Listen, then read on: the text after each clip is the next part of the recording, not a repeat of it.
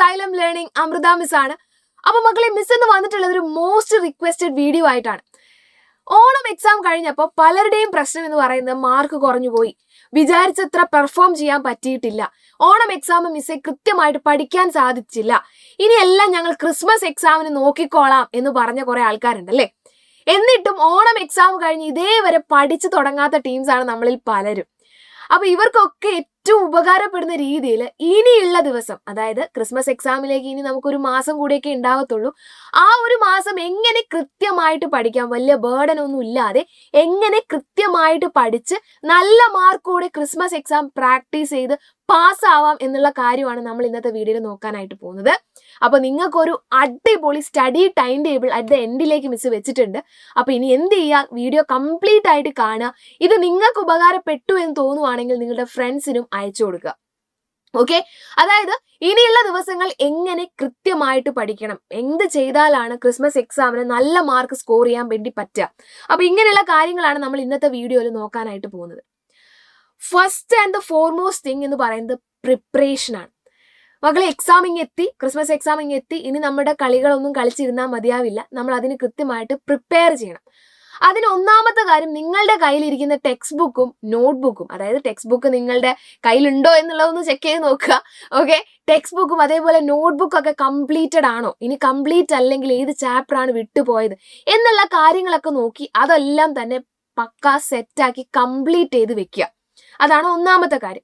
രണ്ടാമത്തെ കാര്യം, എക്സാമിനേക്ക് നിങ്ങൾക്കറിയാം ജൂൺ മുതലുള്ള പോർഷൻസ് ഉണ്ടായിരിക്കും. ഓണം എക്സാമിന്റെ പോർഷൻസ് കൂടെ നമ്മുടെ ക്രിസ്മസ് എക്സാമിന് കുറച്ച് ശതമാനം ക്വസ്റ്റ്യൻസ് വരും. അപ്പൊ ആ ഒരു ഭാഗം മുതൽ നിങ്ങൾക്ക് എന്ത് ചെയ്യാനുണ്ടാവും, എക്സാമിന് പഠിക്കാനുണ്ടാവും. അപ്പൊ കൃത്യമായിട്ട് സ്കൂളിൽ ചോദിച്ചു നോക്കുക ഏതൊക്കെ ചാപ്റ്റേഴ്സ് ആണ്, ഏതൊക്കെ ഭാഗങ്ങളിൽ നിന്നാണ്, ഏതൊക്കെയാണ് പഠിക്കേണ്ടതെന്നൊക്കെ കൃത്യമായിട്ട് അറിഞ്ഞു വെക്കുക. അത് നിങ്ങൾക്ക് എഴുതി വെക്കാൻ പറ്റുമെങ്കിൽ അത്രയും നല്ലത്. അതായത് ഇംഗ്ലീഷ് എന്ന് പറയുന്ന ടോപ്പിക് എടുക്കുക, ഇംഗ്ലീഷിൽ ഏതൊക്കെ ചാപ്റ്റർ ആണ് പഠിക്കേണ്ടത്, ഓണം എക്സാമിന് ശേഷമുള്ള ചാപ്റ്റേഴ്സിന് കുറച്ചുകൂടെ വെയിറ്റേജ് കൊടുത്തിട്ട് വേണ്ടി വരും പഠിക്കാനായിട്ട്, മറ്റേതിന് വെയിറ്റേജ് കുറച്ചൊന്ന് റിവിഷൻ ചെയ്താൽ മതിയാവും. അപ്പൊ അങ്ങനെ നിങ്ങൾ പോർഷൻസ് കൃത്യമായിട്ട് എഴുതി വെക്കുക. അപ്പൊ ഒന്നാമത്തെ കാര്യം നോട്ട്സ് കംപ്ലീറ്റ് ആക്കുക. രണ്ടാമത്തെ കാര്യം നിങ്ങളുടെ പോർഷൻസ്, എക്സാമിനുള്ള പോർഷൻസ് എഴുതി വെക്കുക. മൂന്നാമത്തെ കാര്യം എന്ന് പറയുന്നത് പ്രയോറിറ്റൈസ് യുവർ സബ്ജക്ട്സ്. ചില ആൾക്കാർ മാത്സിൽ ഭയങ്കര ബ്രില്യൻ്റ് ആയിരിക്കും, അവരെന്തായിരിക്കും ഈ ബൈഹാർട്ട് പഠിക്കേണ്ട സോഷ്യൽ, സയൻസ് അങ്ങനെയുള്ള സബ്ജക്റ്റിൽ കുറച്ച് വീക്കായിരിക്കും. ചില ആൾക്കാർ ലാംഗ്വേജസിൽ അടിപൊളിയായിരിക്കും, മാത്സ് അങ്ങനെ സബ്ജക്റ്റിൽ കുറച്ച് വീക്കായിരിക്കും. അപ്പൊ നിങ്ങൾക്കാണ് നിങ്ങളെ കൃത്യമായിട്ട് അറിയുന്നത്. അതുകൊണ്ട് തന്നെ ഏത് സബ്ജക്റ്റിന് എത്ര ഇമ്പോർട്ടൻസ് കൊടുക്കണം എന്നുള്ളത് നിങ്ങൾ തീരുമാനിക്കുക. അതിനനുസരിച്ച് ചാപ്റ്റേഴ്സും സബ്ജക്റ്റും പ്രയോറിറ്റൈസ് ചെയ്ത് വെക്കുക. അപ്പൊ ഇതൊക്കെയാണ് എക്സാമിന് പഠിച്ചു തുടങ്ങുന്നതിന് മുമ്പ്, അതായത് ഇന്ന് തന്നെ അല്ലെങ്കിൽ നിങ്ങൾ ഈ വീഡിയോ കണ്ടതിന് ശേഷം അല്ലെങ്കിൽ അതിന് പിറ്റേ ദിവസം തന്നെ നിങ്ങൾ ചെയ്യേണ്ട കാര്യങ്ങളാണിത്. ഏതൊക്കെയാ നോട്ട്സ് കംപ്ലീറ്റ് ചെയ്യുക, പോർഷൻസ് ഏതൊക്കെയാ നോക്കി വെക്കുക, ഏതൊക്കെയാണ് നിങ്ങൾക്ക് ഡിഫിക്കൽട്ട് ആയിട്ടുള്ള ചാപ്റ്റേഴ്സ് അല്ലെങ്കിൽ ഏതൊക്കെ സബ്ജക്ട്സ് ആണെന്നുള്ളത് നോക്കി വെച്ച് അതെല്ലാം സെറ്റാക്കി വെക്കുക.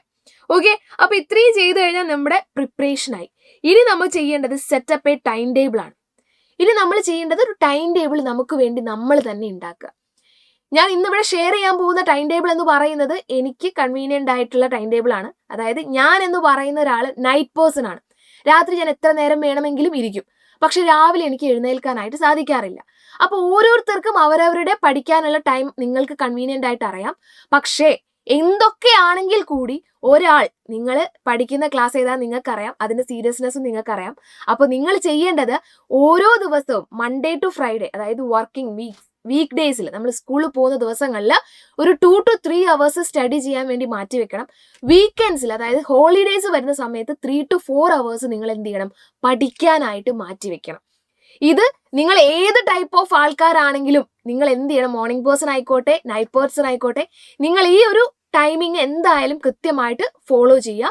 വീക്ക് ഡേയ്സിൽ, അതായത് മൺഡേ ടു ഫ്രൈഡേയിൽ 2 to 3 hours, അതേപോലെ സാറ്റർഡേ സൺഡേ അല്ലാതെ ഹോളിഡേയ്സ് വരുന്ന സമയത്ത് 3 to 4 hours പഠിക്കാനായിട്ട് മാറ്റി വെക്കുക.